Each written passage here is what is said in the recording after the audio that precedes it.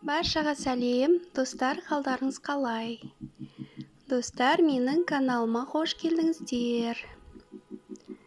Құрметті менің оқырмандарым, мен бүгін сіздерге үйде балаларыңыз өте сүйіп, ұнатып жейтін пюредің өте оңай жасалу жолын, майсыз етіп өте дәмді жасалу жолын, духовкада пісіру жолын көрсетемін.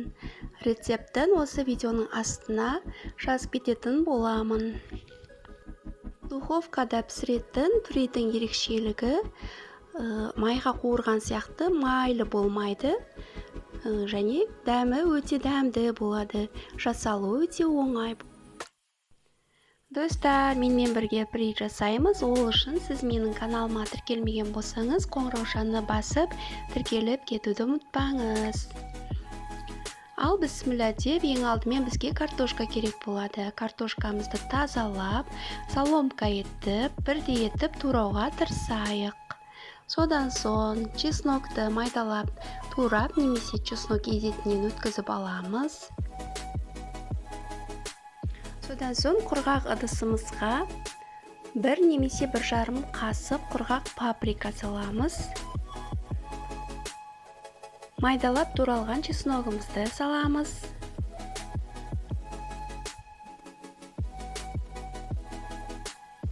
Және 1 қасық тұз саламыз, қатты толтырмай.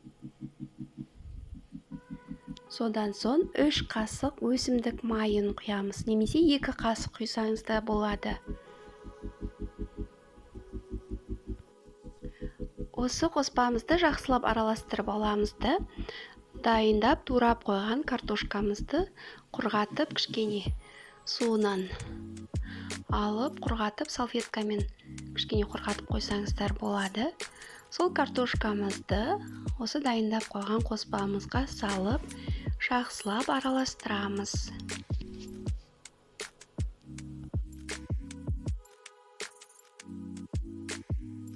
Духовкамызды немесе печкамызды қыздырып қоямыз 180 немесе 200 градусқа. Содан соң противеньге, духовканың ыдысына пергаментный қағазды төсеп, жақсылап араластырған картошкамызды саламыз.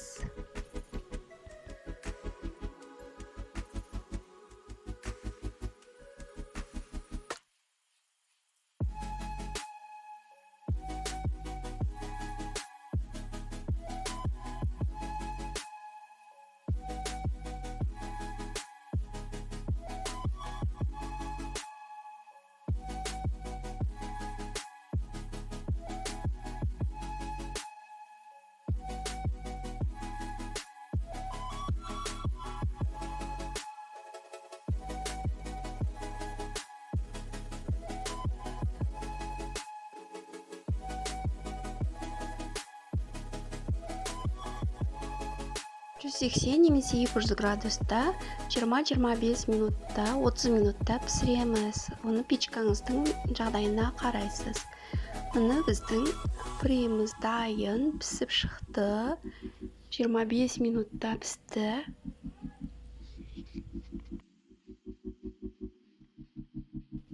Дәмі өте әдемі болады. Достар, міндетті түрде осы рецепт бойынша жасап көріңіздер, сіздерге және балдарыңызға ұнайды. Достар, менің келесі видеомды жіберіп алмас үшін каналға тіркеліп кетуді ұмытпаңыздар. Видео ұнаса лайк басып, комментарий жаза кетіңіздер. Сау болыңыздар, рахмет.